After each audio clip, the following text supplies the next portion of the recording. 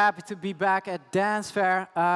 It's the Mixmash takeover in this room, so I am actually here as like the Mixmash representative. And obviously a lot of you are up-and-coming young producers and trying to still make it, find your sound and stuff like that. So I really want to tap into something that no one ever really talks about. So obviously I could be standing here and showing you how to sidechain a bass line or whatever, but actually I want to talk to you about the 10 most common things, most common mistakes when sending demos. And it's crazy because it happens a lot, and obviously you guys all want to give me your demo, and no one has ever told you like what's the best way. So 10 things. Some of those things might sound harsh, but I am actually here to help you guys out. Because if you have this knowledge, next time you hand out a demo or you email a demo, you'll be golden. So number 1, I am 15 years old. Please check out my profile. So you guys see that a lot, right? So what would be my motivation to think, oh, wow, he's 15. Let's look on his profile. Why would I be motivated to care if you are 13, if you're 12, if you're 17, if you're 24? Why is that a thing? So, tell you what, it's not a thing, sadly enough. What would be more impressive is if you would say, hey, I've been making music for about 5 years now, check out my profile. That sounds instantly better, right? Even if you would say, hey, I already got support by some DJs, maybe some unknown DJs, but whatever. Say Martin Garrix played your bootleg remix on a show, then you can say that in your profile. You can say, hey, I already got support from Martin Garrix. Would you check out my profile? That sounds way better than just telling your age, right? And I really, so if this is not clear, I really just want to dive back into your brain. That's not me, that's hang on. There we go. So who of you have played football here? Football. Any football players or soccer players? Yeah, a lot, right? So if you would tell someone that's in the major league, hey, I've been playing football for 1 year. I want to football at the major league. You want to take me? You want to see how good I am? What do you think they would say? They would say, well, you know, maybe you should practice some more.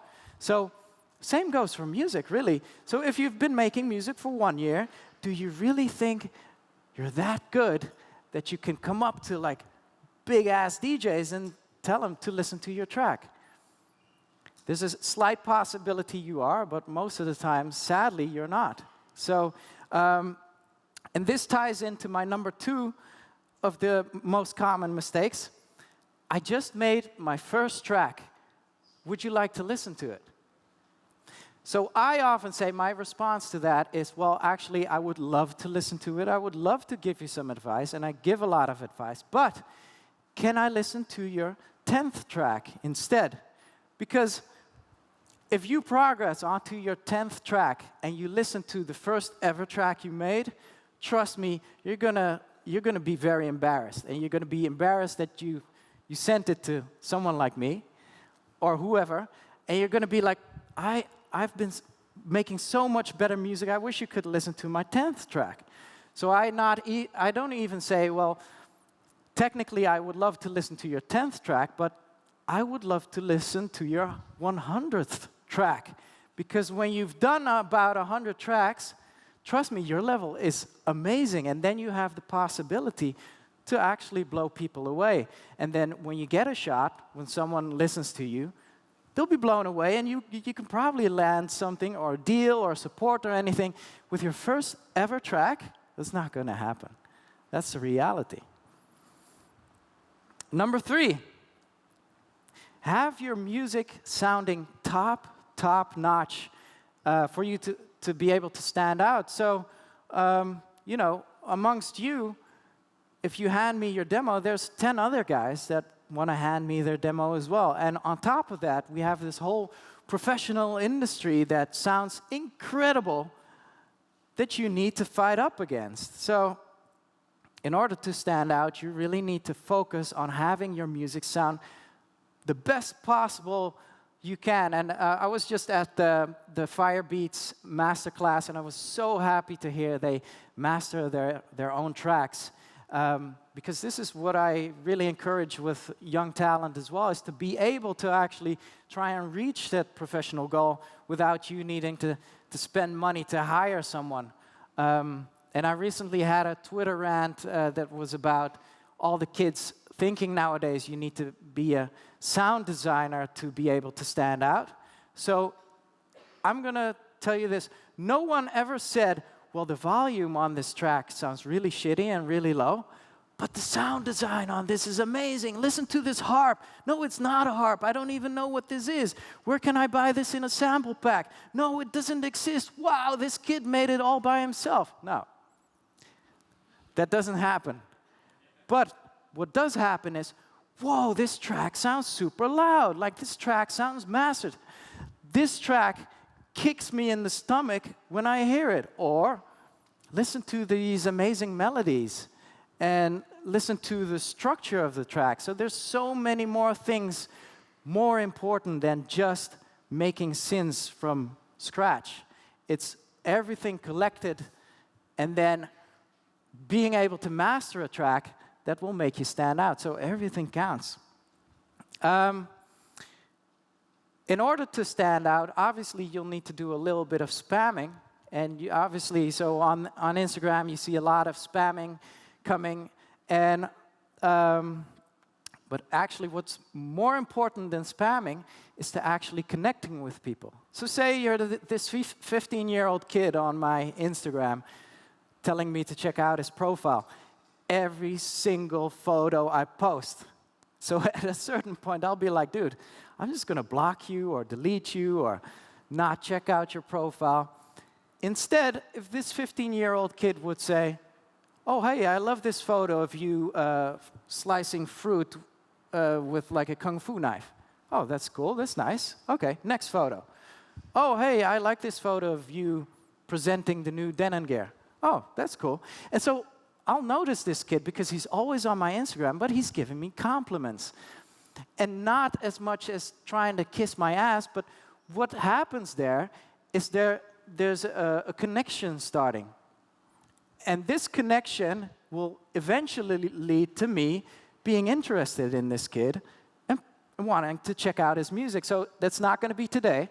That's going to be in like 6 months or in a while where a connection like that happens. And so connecting is way more important than just leaving a trail of links. And I will get back to that shortly. It's time for number 4. Hi, this is my demo. The track is called untitled.mp3 or id.mp3. And I love it, and I want to email the guy back, and there's no contact details. Or if there is, I'll be like, oh, I really loved Untitled MP3. I guess the one that goes, you know. So when you hand out your USBs, and I'm sure you guys all do this, just label it correctly. Give your track a name. Put your contact details on there. But even moreover, it'll be really nice because obviously the music is your baby. Why don't you package the baby in like a nice layout? And I once got a Hello Kitty USB, which was funny as hell, and it really stood out. I was like, whoa, this is funny. Some people know I love superheroes, so I got like an Iron Man USB, and I was like, whoa, this is awesome. But sometimes you see USBs with like logos and all the press info and that kind of stuff. That's fantastic. So mind you. So when you're back on the email and you have contacts of like DJs or record labels you need to send to, so this is number 5. Make sure your links work and keep working. So I see one of my students here in the room, and he knows that whenever he sends me a link, it'll take me 5 weeks to respond. So sometimes I get demos in, and it takes me 5 weeks because I get about 90 demos a day. I do a bit of DJing, I do a bit of producing, do a bit of vlogging. So I'm really busy. So after 5 weeks, I finally get to it. I'm ready to tackle all these demos, press on the link, and there's an error. Like the link doesn't exist anymore. That's such a letdown for me, but for you as well, waiting for 5 weeks for my response, and then I just need to email like, dude, the link doesn't work anymore.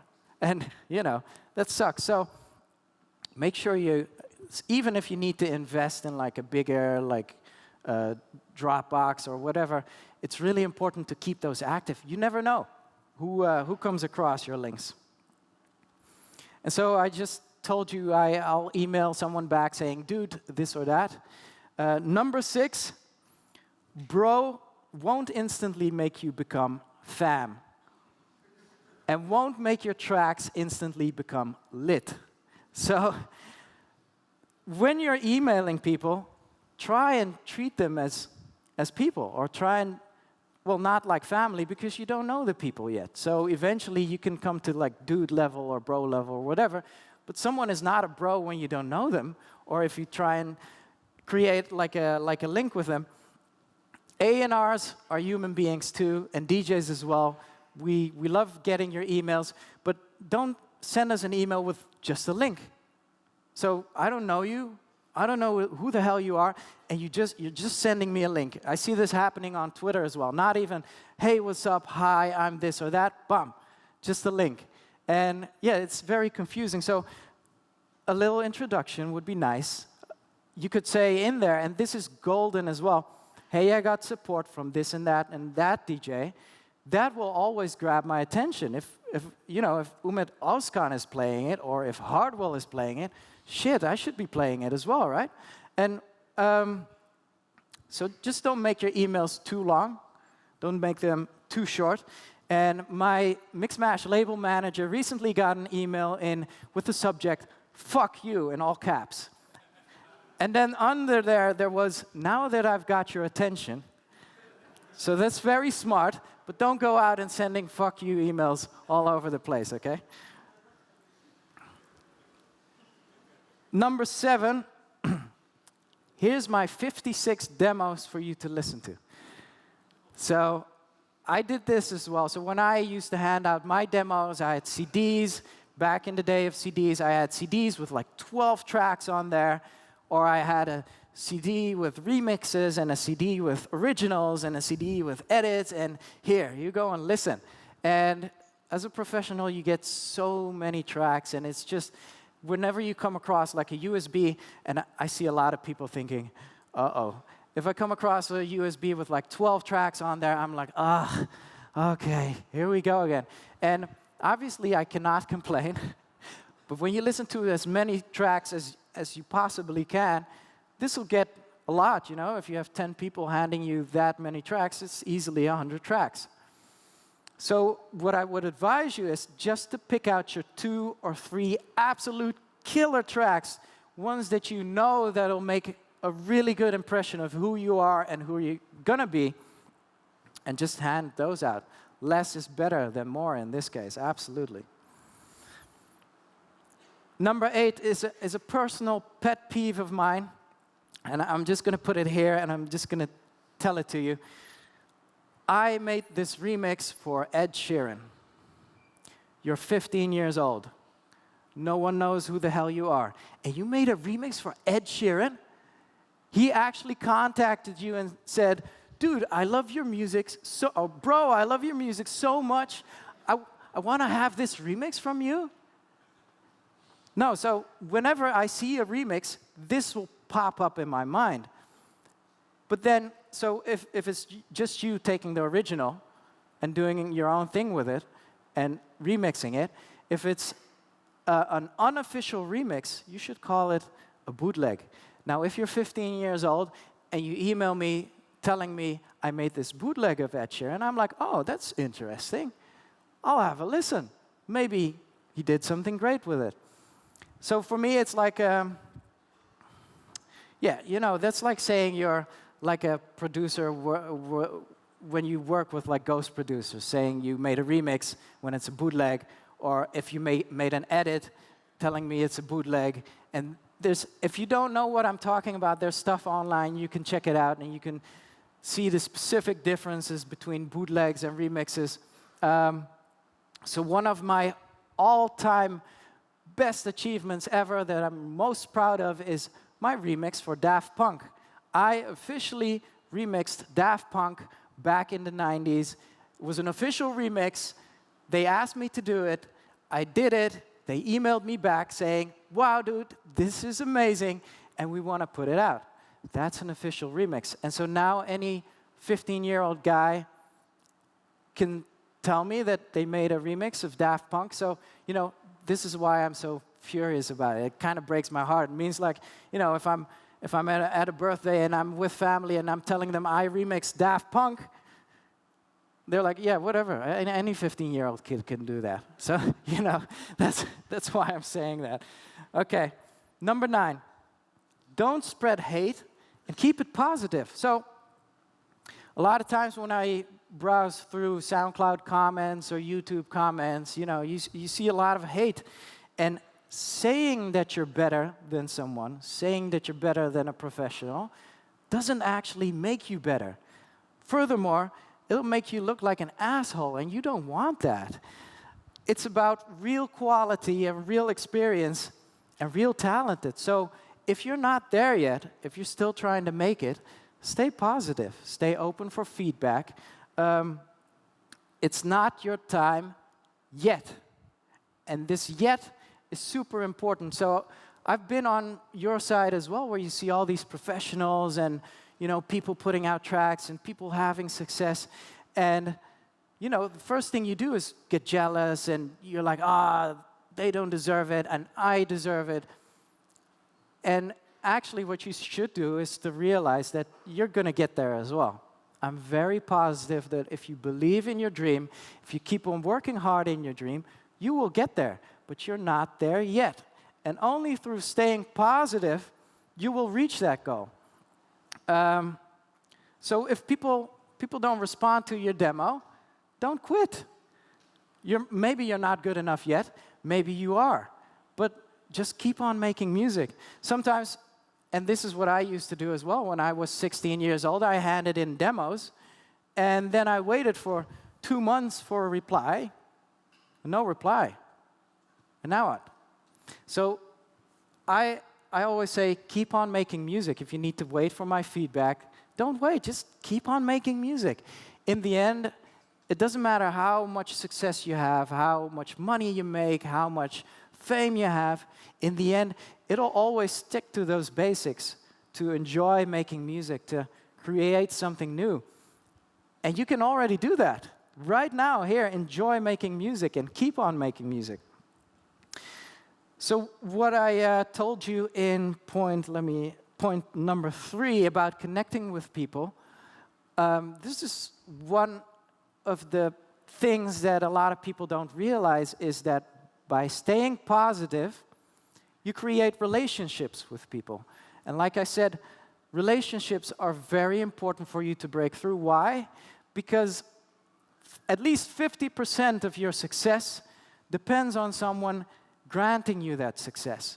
And maybe this person knows another person that is searching for another person that can connect you with someone that will give you opportunities for your first shot. And you cannot get these opportunities by being an asshole.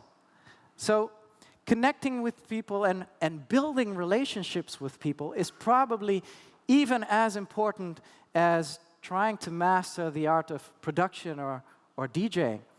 And in that sense, trying to make this your profession, you will need to dive into like the business type of model where, you know, you'll actually need to go out and meet people, shake hands, have lunch, have a coffee, talk about stuff, go home, a few months later talk some more, and these type of relationships will help your career very much.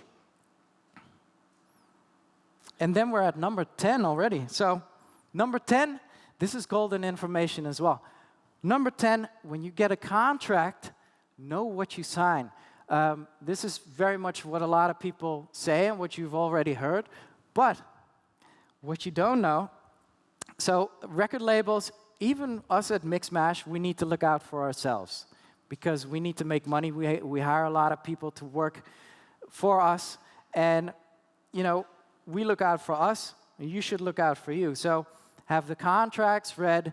If you know what the contract says, don't be afraid to ask questions. And here's the good part. When you get a contract, it's actually not set in stone yet. It'll be set in stone if you put your autograph on it. But as long as your autograph is not on there, you're free to negotiate. So you can actually, even if you change the whole contract around and take everything out and demand much more money or whatever, that's all possible. You can actually make the contract the way you like it, the way you understand it, and then put your autograph on there and have it set in stone. So keep this in mind when you get a contract, is that it's like you need to come to a mutual agreement where both sides are happy. And don't be afraid, you know, if you need to negotiate a little bit. I did it too as well. My first contract I signed was, I was 18.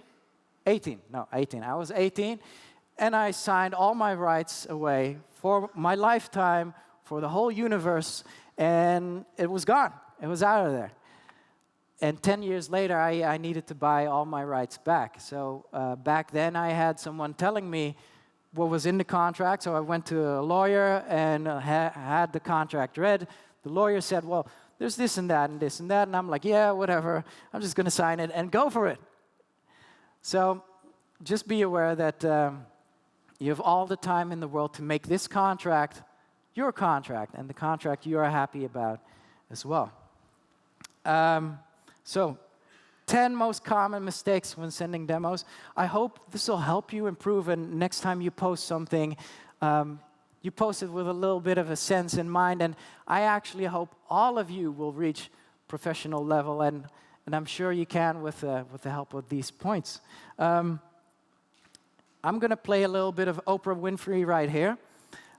Everyone that's on a seat right now will get a custom pair of, well, looking at the Mixmash people here. Mixmash branded earplugs by Alpine.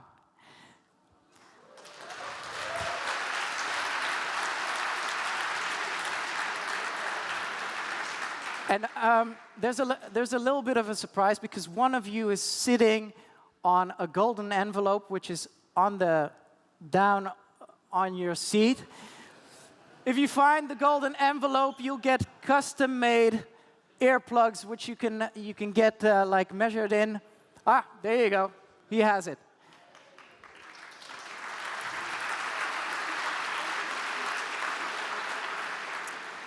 So you just want a custom pair of earplugs, value of 150 euros, and you can get them measured in at the Alpine stand before 6:30.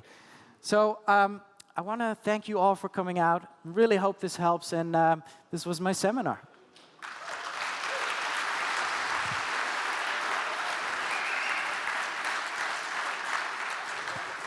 Yeah. So if you have any questions, I'm open for questions. I've been slinging a lot of mud, I realize, but do feel free to let me know something if you want to ask something. So first of all, thank you for your seminar. It's really good. And my question was, I got an offer from a record deal, and I don't know if it's a good offer. So it's like 60 for them, 40 for me. Is that good for a beginning deal? 60 of what? Yeah, that's the question. But I think of all income, yeah. Yeah, because there's multiple layers in putting your music out. There's also the publishing side. There's like the producer side, there's the writer side. But if, for instance, 60% of everything, what means everything? So sometimes record labels make costs to promote you. And then they'll say, you know, then they'll say everything is after we take those costs away from you. So 60% of everything could be anything, really. And you can go as deep as that, as to just ask the question, 60% of what? And is this after promotion? Yeah, you can go in really deep. Is this on the publishing side? Is this on my writer side? Yeah, there's a ton of stuff that comes with that. So what kind of percentages did you get for your first deal? Depends on what. Publishing, for example? Publishing. Yeah. So there's my manager right there.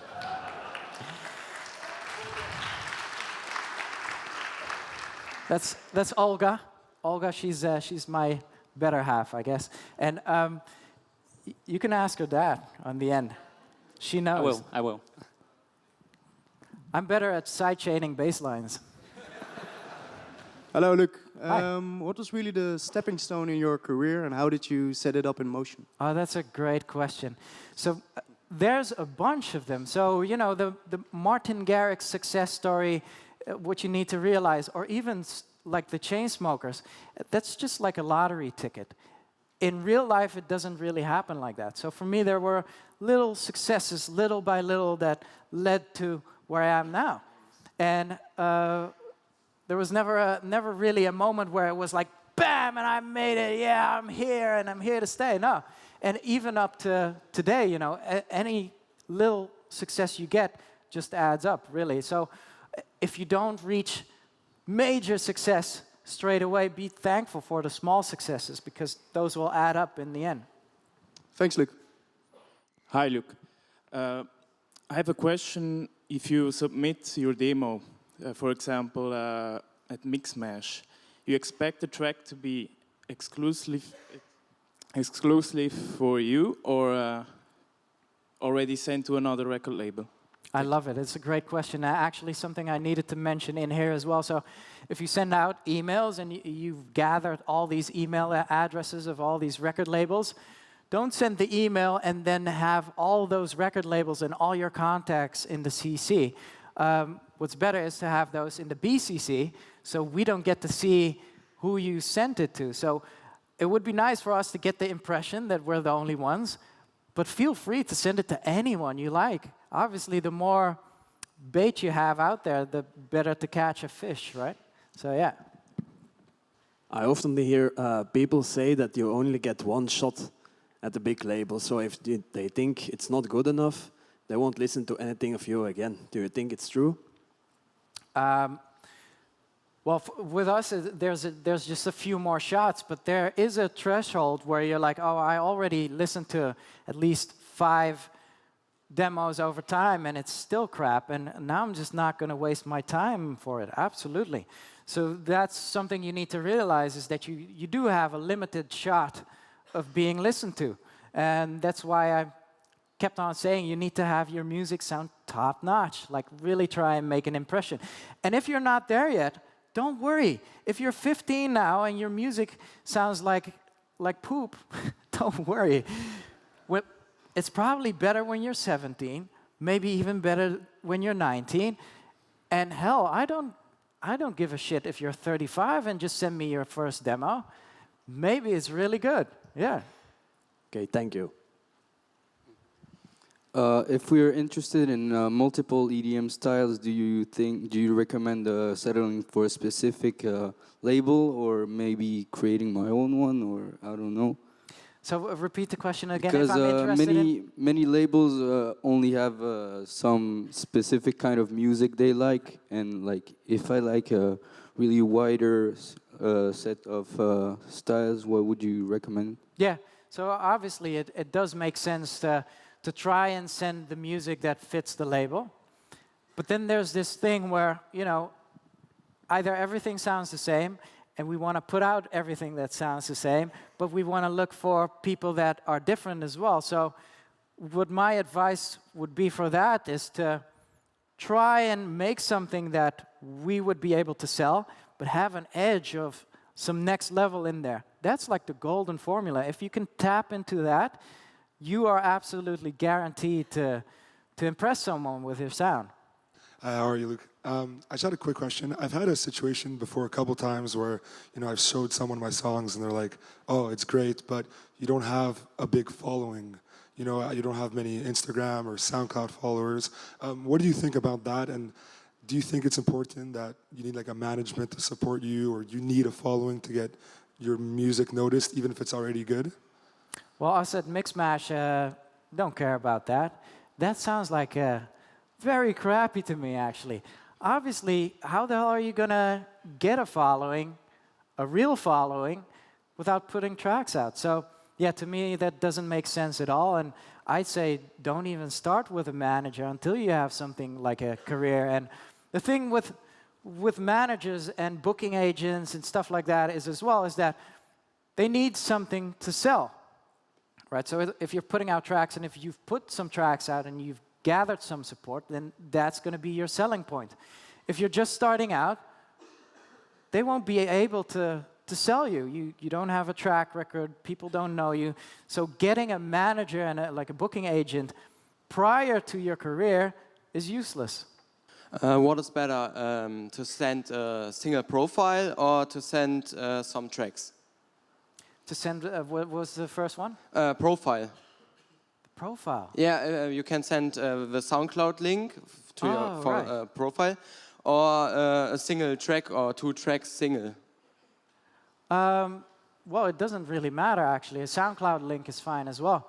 But not like your SoundCloud profile. Don't do that. Just do like specific tracks. Yeah. Okay, thank you. One question. In my case, I play a lot, many shows, but I have another job. So on my production side, I work with different people. So I really like hire some people who produce stuff for me. Is it important when I send demos to record labels to say that, like, I paid somebody to do this drop and blah blah blah? Is it like a thing you have to do, or is it better to just say it's my single? Well, I'm very happy you're open about this. And Yeah, for sure. I think that's wonderful. I think more DJs should do that. Obviously, you love DJing. You are a DJ. I work with the guy you work with, the Calligraph from Germany. Oh, yeah, It's of course. You know them? Yeah, and I love they them. did stuff for me, so Cool. I say that, and I'm true about that. So, no, it's not really relevant to tell them that. You can say, like, I made this together with someone, that's fine. And as long as you're open and transparent about that, that's great. Thank you. Hi, Luke. Hi. I'm Paulo from Brazil. Hi. So when we send demos to you guys, to record companies, so we always get eager to get some feedback. And there are lots of record companies that they just send to you like, regular mail saying, oh, thank you for uploading your demo. So I was just wondering, what is the threshold on us following up? Hey, did you hear the demo? Or is there a certain threshold that we should follow, or a certain rule that we should follow on the follow-ups that we do?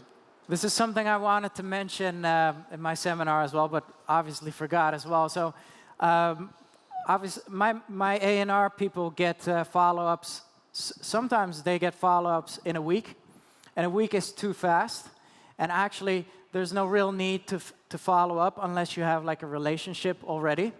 Yeah, so don't worry about that. And in terms of not getting feedback, it's hard being on this side because I get like 90 demos a day, and my record label as well. And so it's impossible for us to give any of you real feedback unless we're interested. So don't worry too much about that, and just keep on sending your music and send your best music ever. Oh, very important thing as well that I forgot. Oh my God. So, yeah, so with demos, I just want you to realize that my threshold is out of the 10 demos I make, so I will end up putting out like 3 to 5 tracks of those. So this means don't be worried that you cannot like make the biggest tracks ever every single session. So it's best to like make 10 tracks, and then from those 10, look at the 3 best and send those out. So yeah, it just happens. We're all human beings. You cannot make the best tracks ever in every single studio session. I just got the intel that we can keep on going with questions. So, okay. So if there are any other questions, please feel free. Yeah. Hey, Luke. Hi, Jake. One question about the management thing. What do you think about to building up artists for management? So maybe the management say, okay, you're a good guy, yeah, and we want to take you as a DJ and producer and give you some songs and building up a career, like in the 90s. Yeah. Yeah. What do you think about it? Yeah, that's something that's very standard in the overall music scene, and that happens. And you know, if you have like a management reaching out to you and wanting to do that with you, that's great. But don't feel like you need that to have success. Yeah, so this is like a two-sided thing. But if they do that, and you sign contracts for it, just make sure you know what the percentages are that you sign and what they'll get money from and that kind of thing. Yeah, you said we should focus on the best tracks we have out of the 10. What would you recommend for the 8 of other tracks of the demo? Should we just leave them behind, or maybe come back to them at any point and make them better? Very good question, because it's blood, sweat, and tears, and it's your babies, and every track you make, you think is the best track anyway. And I have about 3,000 of those laying around doing nothing on my hard drive. So yeah, just leave them behind. And technically, every new track you're going to make is going to sound better than the older ones anyway. So don't worry about that. You know, it's sad, but be appreciative of the things you learned making those tracks, or, you know, every single thing you do is part of this journey and makes you like a better producer. And those tracks weren't useless. It just took you to another level. Hi. Hi. I wanted to ask about remix contests. What's your opinion? Because a lot of remix contests are really based on the ones that get the most likes, they will win. But that doesn't mean that the most likes are the best remixes. So what's your opinion about entering Sounds remix like the contest? fucking DJ Mag Top 100, man. Yeah, exactly. I hate that. I hate that. It's like a game, so I was just wondering what's because everyone with a hack can win that, right? Yeah. Yeah. Now, so what I do want to say that if you made a remix for a remix contest, it's kind of like a gray area of how to call it. So if you did one, feel free to call it a remix. That's fine. That's excellent. But in terms of the many likes and stuff like that, yeah, I don't really have an answer for that. You know, if the best person wins with like a track that sounds inferior to like the next 3, then you know it's a hack. That's all I can say. Yeah. If it's possible, I just wanted to share something with you and the audience, not a question at all, but you talk about the positivity and the belief that one day we will make a breakthrough, our break. Okay. I'm here by myself from the country Bulgaria. And a lot of people told me that I'm become a crazy, or maybe I'm a crazy, because I lost my vision 15 years ago, and I decided, because I want to be here and to meet new people, to feel the energy of the Netherlands, I decided to be here. And I just wanted to share with the audience that always we have to believe. Maybe we never be so famous, like stars, but we have to believe in our music. That's what I want to share.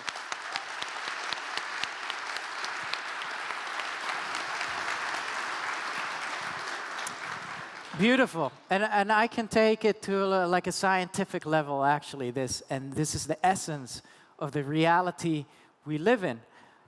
Thoughts become things. And this has been scientifically proven. You know, when they try and measure protons, and they try and measure this one. So a proton actually exists in 2 similar places at once. Up until the point they try and measure it, it'll appear there. But before that, it just hovers in various spaces. So this is kind of like next level stuff, right? What essentially has been proven is that with your thoughts, you can manifest things. And it really happens like that. So if you want it, you should just go out and do it every single day. All of you can. If I can do it, you can do it. I'm no one special. I just got lucky and worked really hard with it. You can be the same as well. And yeah, absolutely. Positivity will bring that for you. What tips do you... Sorry. What tips do you have on finding labels that fit the best with the music that you're making? Good question. First thing that comes in my mind is just go to Beatport and find the stuff that sounds like your stuff, and then see what label is there. And I guess a simple Google will lead you to their website and address. And yeah, I think you can do something like that. If I'm just looking at my label people here, would that be like a good thing? Sounds right? Yep. Sure, thanks. Hi, Luke. I'm Hi. Lucian.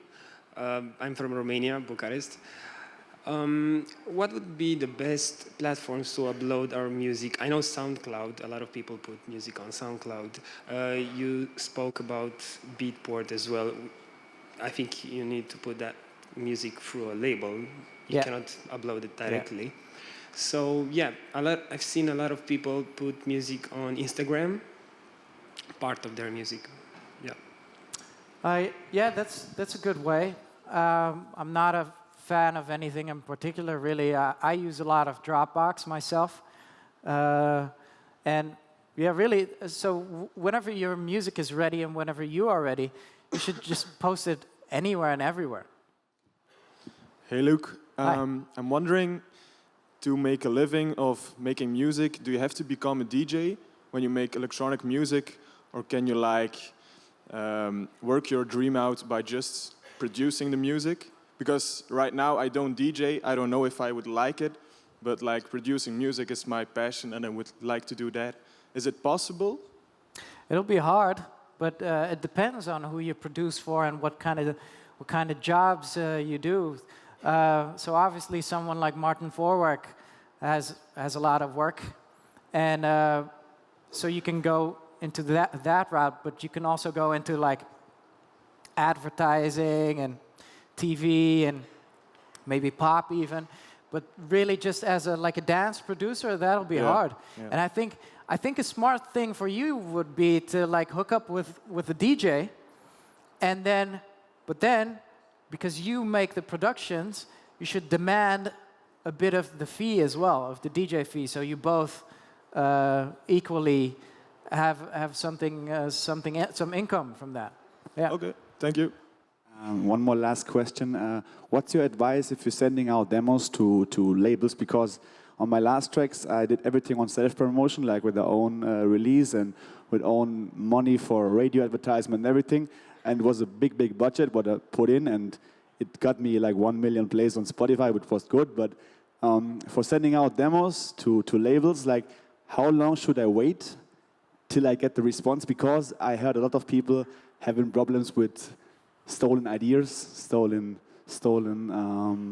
tracks. And do you recommend to say I send out a song and then wait 2 weeks or 3 weeks and put it out by myself, or just wait forever? Or is there a way?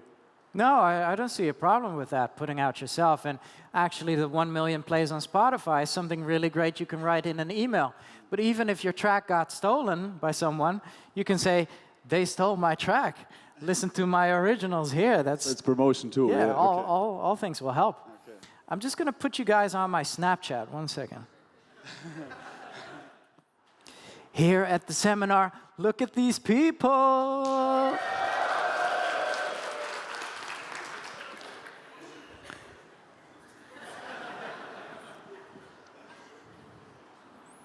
Cool. So we've got time for one final question. Hi, Luke. Hi. My question is, I heard that the market in Holland is kind of satisfied. Is it a must to put our focus in another country? Very good question. I often get this question by a lot of talents I have all over the world that are focusing on having a career locally. So, for instance, Shelko Garcia and Teen Wolf, who are still in Las Vegas, are still trying to make it in Vegas. And I've told them, no, you don't need to make it in Vegas. You know everyone in Vegas, everyone knows you. Right now, they don't want to offer you bookings, that's fine. Just focus on outside of Vegas, focus on LA, focus on, well, the rest of the world. The world is such a big place. That's like a big frustrating thing for a lot of young talents who just want to play in the local club and everything. don't be worried about that. Whenever the world is ready to book you, then the place you came from will book you as well. Any part of the world. Any part of the world, they'll like your music. So I think that's it. This was a huge inspiration, I hope, for all of you. It's been definitely a big inspiration for me. So one last time, a big round of applause for Mr. Laidback Luke.